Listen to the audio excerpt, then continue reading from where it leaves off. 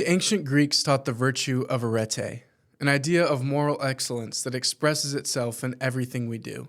From work to hobbies and even the mundane, we should be mindfully and purposefully engaged. This podcast is meant to encourage and explore those motives, concepts, and disciplines that drive us on our pursuit to excellence. We understand that success can't be measured by a moment, but rather is measured by the sum of a life well lived. Excellence, then, isn't just a goal, it's a lifestyle. My name is Jovany, and this is the Athos Life Podcast.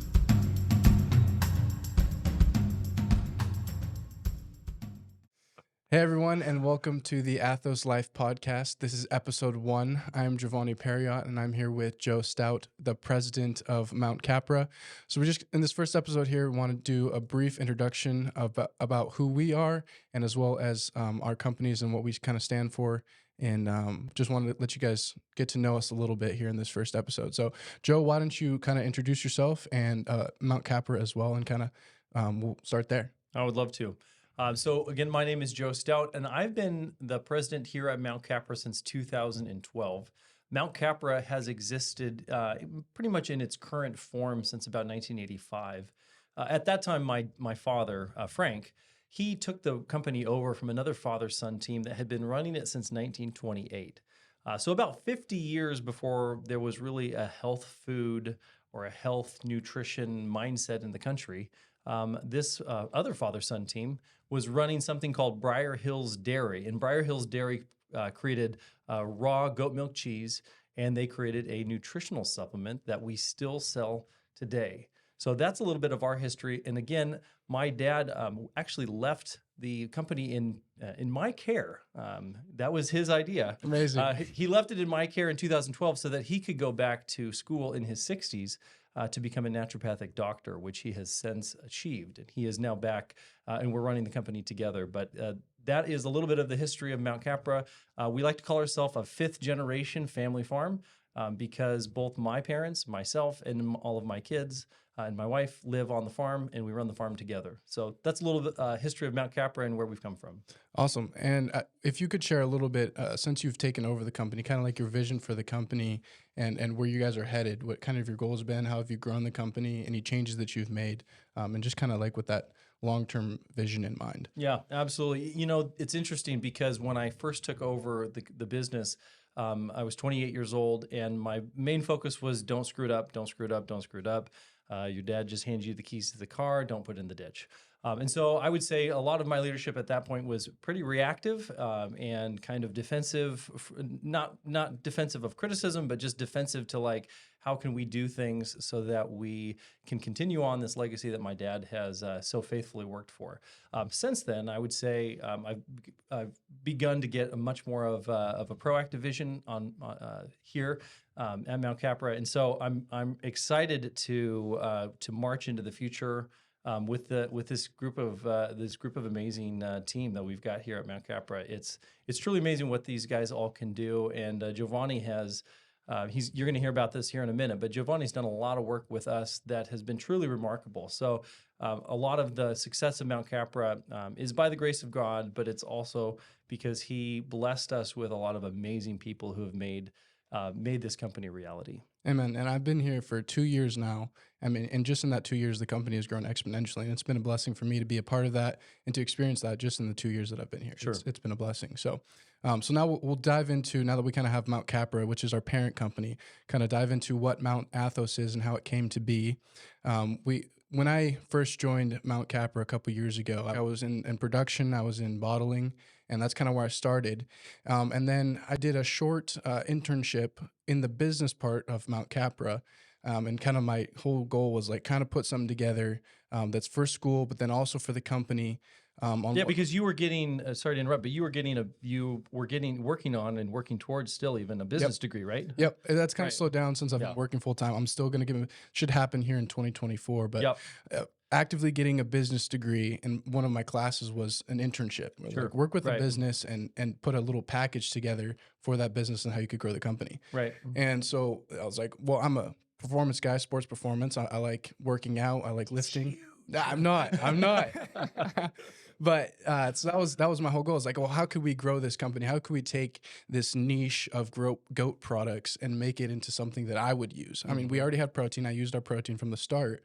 But Right. how do we make it more geared towards sports performance? Right. And so that was my whole package there that I put together in 8 weeks or so. I was like, well, I think we could really reach a broader demographic if we were to gear it towards sports and athletics and create pre-workouts and proteins. And so I just put that together, kind of what the logistics of that would look like. And that's after that 8 weeks of pitched it to Joe, and Joe was like, well, let's do that. Yeah. And so Great idea. Here we are now, 2 years later, and it's been a blessing to be a part of that and the opportunities that Joe's given me. I mean, at 23 years old, you're not going to get this level of education and at work. Very, very few people get this opportunity. So it's definitely a win-win. Not a lot of guys like Jovany come along, so we're very thankful for him. One of the problems we were trying to give an answer for in the marketplace is that for guys in his position who are performance-minded, a lot of times the supplements that are marketed to them are just full of garbage. Yep. And a huge vision for Mount Capra has been to always produce clean, very clean label, very clean products that don't have the preservatives, the colors, the artificial sweeteners, and we actually have our own goat farm that much of the milk that we produce actually comes from our own farm, and so we know what the goats are eating. We know what kind of lifestyle they're getting. So so he was really onto something when he said, "Hey, let's target more people like me who right now don't have a lot of options if they want to supplement." With a clean performance line. Right. No, it's amazing how saturated the fitness market is, but so few companies are doing like clean ingredient products, natural flavors, natural colors. Yeah. It's really hard to find those. So being able to help be a part of a company that is doing that has been amazing. So when we came to the end of that 8 weeks, and I was like, okay, we'll start this company. It was like, well, now it's about branding. How are we going to represent ourselves in a way that messages clean ingredients and products that are actually for a lifestyle of longevity. So, and that's where we kind of came up with Mount Olympus supplements, and what we wanted to take something that was a classical idea of humanity and ethics and make it and that be our brand. So, and we found that in Greek culture. In Greek culture, they had the idea of excellence in things that they did. But we're a Christian company, so what we did is we took that idea of excellence, arete, and what is arete? Arete is, here's a quick definition here, a term describing a maximum of ability and potency for action, a man's effectiveness and skill and goodness. Could be translated as excellence with the idea of moral virtue. So it's something that's more spiritual, but that spirituality then overwhelms you, and then that's how you live. Yeah, it expresses itself. It expresses itself in how you physically inhabit this world. Yep. I mean, and this idea was Aristotle did a lot of work on this idea of arete. He describes it as a virtue, then is a habit or trained faculty of choice, the characteristics of which lies in moderation or observance of the mean relatively to the persons concerned. So Aristotle kind of expressed that this is something that you have to choose, you have to work for. It's not something that's just it's inside of you, but then you have to work to grow it and actually express it in your day-to-day life. Paul talks about the same idea of excellence in Philippians 4:8. Finally, brethren, whatever is true, whatever is honorable, whatever is right, whatever is pure, whatever is holy, whatever is good, is of good repute. If there is any excellence, arete, and if anything worthy of praise, dwell on these things. So Paul talks about that there too, is like focus that idea of excellence there. So we have it both in Greek philosophy as well as in the scriptures themselves. Yeah, and I would even just jump in there and just say that this type of moral virtue, a lot of people want to talk about virtue. We talk about virtue signaling, make sure you update your social media profile to show that you're against the latest thing or you're supporting the latest thing. But virtue is actually what you do. It's not just what you say you do. Yeah. And so virtue is not just knowing what is right, but doing what is right. And so this concept of arete or excellence or moral virtue has to do with what we actually do, not just what we say we're going to do. Right. So we wanted to take this Greek idea, but then we wanted to, since Christians, we're like, well, how we're going to we Greek was notoriously pagan in their beliefs, and Yeah. so they didn't really have an end goal for their this concept of excellence. Like, where's it going? Why be good? And so, as Christians, we have the answer to that. And Paul actually, there's a great story in Acts 17:28, not in Acts 17, where Paul is talking to Greeks, and he's saying, "You guys are a very what is it? Religious Very culture, religious, yeah. very religious society. You believe in many gods, and they even had a statue here of to an unknown God." Right. And Paul's telling them, I know this God, and this is God that I'm come to talk to you about. And he Let says, me tell you about him. yeah, exactly. And so he says, "For in him we live and move and exist, even as some of your own poets have said, for we are also his offspring." And so there right there is the answer to this excellence, this moral virtue that we live and that it overflows us in our actions in our day-to-day lives.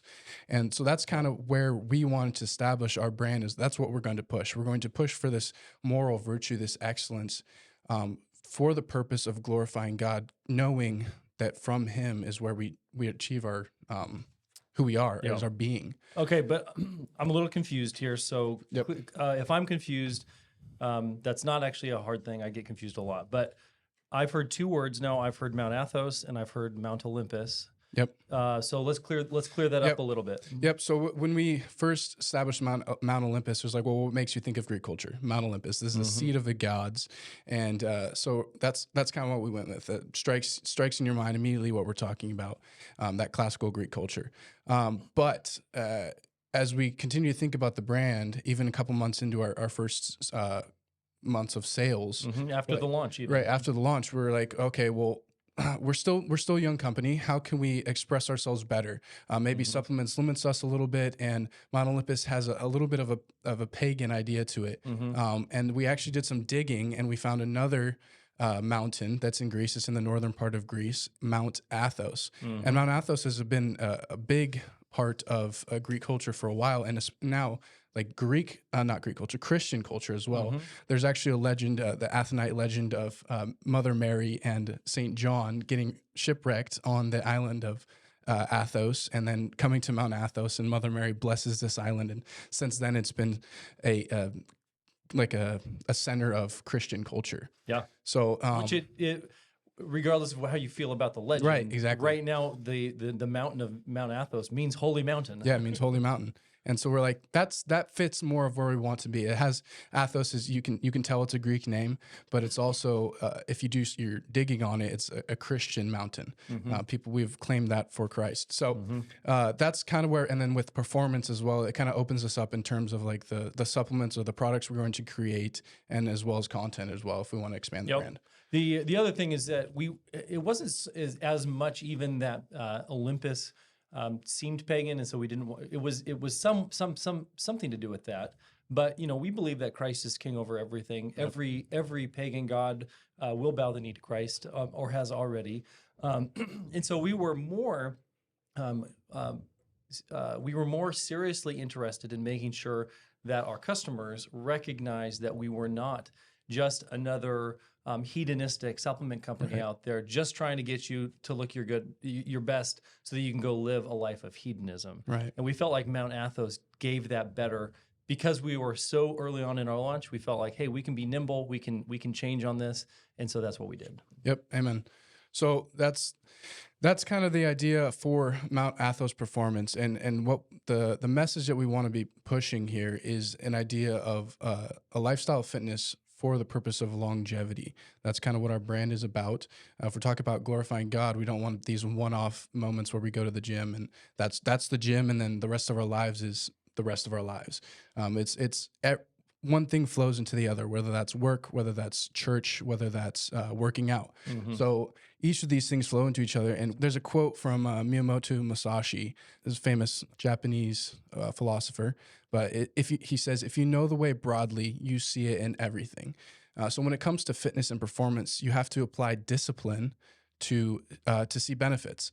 And it's the same way with your spiritual life. If you read the Bible and you pray and you fellowship with fellow believers, you're going to grow spiritually. And for the ultimate goal of glorifying God, Paul uses an analogy of the Olympics in his as he's writing to the Corinthian church. He says, "Now everyone who competes in the games exercises self-control in all things. They then do it to receive a corruptible crown, but we an incorruptible. Therefore, I run in such a way as not without aim. I box in such a way as not beating the air. But I discipline my body and make it my slave, so that after I have preached to others, I myself will not be disqualified." So he's taking this analogy of sports and fitness and performing for a purpose, and he's taking that and applying to a spiritual life, his calling to glorify God and preach the gospel to others. And he's combining those two things that we can do that each give separate rewards. With this, it's a corruptible crown. It's earthly. It passes away versus the incorruptible crown of heaven. Yeah. So, and even beyond that is the idea that we're not Gnostics. So we don't believe that the body is irrelevant. We don't believe that we are actually pure spirits trapped in this corruptible body that we just need to be free of. We do believe that our body is corruptible, that it will die one day, but we also believe that it will one day be resurrected from the ground, and that how we will actually spend eternity is with a new resurrected body. And so part of what we can do as we discipline our spiritual lives is we can also discipline our physical lives as well. And even though physical discipline is not as important as spiritual discipline, it is not unimportant. And as long as it is following after the first ordered love of spiritual love for Christ, then loving Christ with our bodies is something exactly that we should do. Whatever you eat, whatever you drink, and whatever you do it all for the glory of God. That's what Paul tells us. Absolutely. And so that kind of brings us full circle there of what we want to encourage you guys with our brand, with our supplements, is thinking in that longevity perspective, thinking about what's your ultimate goal in life, what's your ultimate goal for the things you're doing, whether that's work and school and church. Like, you have goals in life. And so really thinking long term, that's what we want to encourage with this brand. And do you have anything else to add on that note? No, I love it. I do. Actually, I have one more thing. We wanted to actually be explicit with our Christianity. Yeah. We are not exclusively a Christian company, meaning that you don't have to be a Christian to work here. We definitely have some people who work here who are not Christians, but we want to be intentionally Christian. We're working on that, though. Yeah, we're working on that, exactly. And it's not a secret either. But we want to be explicit in the fact that we exist as a company because of the grace of God. And so that's the other idea behind this, even just this show, is to make sure that people have that it's not that it's completely unambiguous that we are Christians. Absolutely. So I hope you guys have got to know us and the brand as well through this first episode here. We're going to be coming out with more content here in the near future. So stay tuned, you guys. Thank you for all your support so far. See you here in the near future. Thank you. See you guys.